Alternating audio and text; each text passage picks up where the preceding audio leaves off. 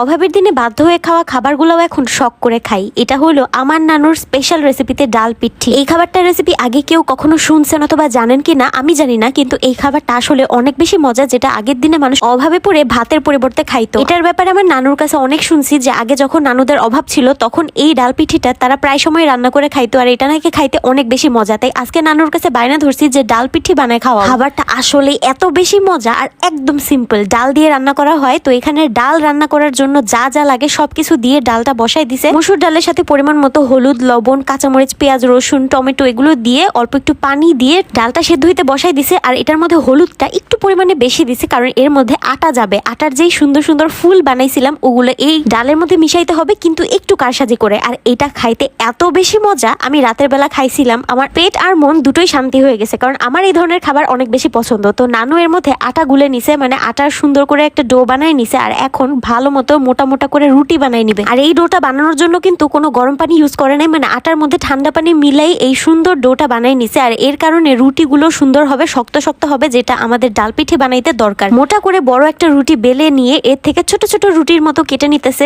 মানে অনেকটা লুচির মতো করে কেটে নিছে। আর এখন এটারে একটা সুন্দর শেপ দিয়ে নিবে ফুলের মতো, যেটার কারণে এই আটার ফুলগুলো ডালের সাথে খাইতে বেশি ভালো লাগে, কারণ এই ফুলগুলোর ভিতরে ফাঁপা থাকে আর ডাল দিয়ে সেদ্ধ করার পর এটার ভিতরে ডাল ঢুকে ঢুকে থাকে। এই শেপটা হয়তো আপনারা খেয়াল করলে বুঝতে পারতেছেন। মোমো আমরা যখন বানাই প্রায় সময় আমি এই শেপটা দিয়ে অনেকবার মোমো বানাইছিলাম, কিন্তু ভিতরে আবার চিকেন স্টাফিং থাকে, আর এটা হচ্ছে চিকেন স্টাফিং ছাড়া মোমো। আমি কিন্তু জীবনে প্রথম ডাল পিঠি বানানোটা দেখছি নিজের চোখে। এতদিন পর্যন্ত নানু শুধু গল্প শুনাইতো যে নানুদের অভাবের সময় অনেক অনেক ডাল পিঠি রান্না করে তারা সবাই মিলে খাইতো। আগের দিনে আসলে মানুষের অনেক ভাতের কষ্ট হইতো, যদিও এখন আর ওই দিন নাই। মানুষ এখন অনেক বেশি গরিব হলেও অ্যাটলিস্ট খেয়ে পরে বাঁচতে পারে, না খেয়ে মরা লাগে না আর কি। তো এখানে আমি আস্তে আস্তে করে সবগুলো ডাল পিঠি বানাই দিতেছিলাম। আমার একবার দেখেই শেপটা মাথায় ঢুকে গেছিল, আর নানুর সবগুলো বানাই আমার হাতে তুলে দিল। এই খাবারটা আমার অনেক বেশি পছন্দের, কারণ আগে থেকেই আমি এই ধরনের ছিমছাম টাইপের খাবার অনেক বেশি পছন্দ করি। এতক্ষণে আমাদের ডালটা রান্না হয়ে গেছে, ডাল ঘুটনি দিয়ে আম্মু ডালটাকে ঘুটে দিছে। মাঝে কারেন্ট ছিল না বিধায় ওই ক্লিপটা নিতে পারিনি। তো এখন ডালটা রান্না হওয়ার পরে যখন ফুটতেছে একদম ভালো মতো, তখন এই সুন্দর সুন্দর ফুলগুলো এক একটা করে এই ডালের মধ্যে ছাইড়া দিতে হবে।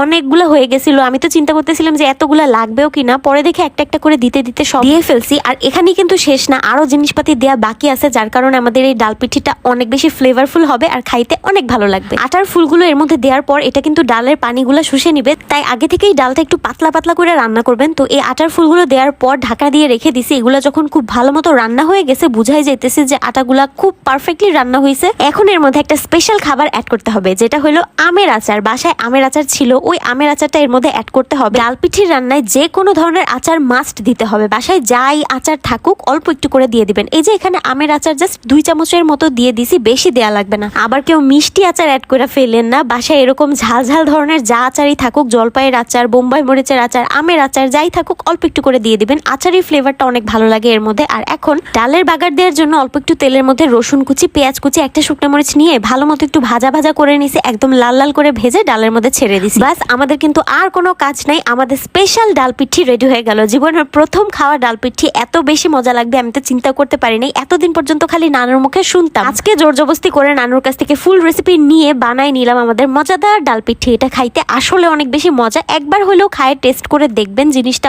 যত সিম্পল খেতে ততই মজা। সন্ধ্যার দিকে এটা রান্না করছিলাম, পুরোপুরি খেতে পারি নাই, বাকিটা রেখে দিছিলাম। আজকে সকালবেলা নাস্তা হিসেবে খেয়ে নিয়েছি, আমার এত তৃপ্তি লাগছে খেয়ে। মোটামুটি ডাল ভাত আচার দিয়ে মাখায় খাইতে যেরকম মজা লাগে একদমই ওই রকমের ফ্লেভার, কিন্তু এই ধরনের শেপ দেখলে না খাওয়ার ইচ্ছাটা আরো দ্বিগুণ বাইরে যায় আর কি। এই ধরনের খাবার আমার অনেক বেশি পছন্দ। আমি খাওয়ার পরপর নানুকেও খেতে দিছিলাম, নানুও খেয়ে বলতেছে যে আগের কথা মনে পড়ে গেল, অনেক দিন পর নানুও খাইছে ডাল পিঠি। নতুন ধরনের খাবারটা আপনাদের কাছে কেমন লাগলো জানাবেন।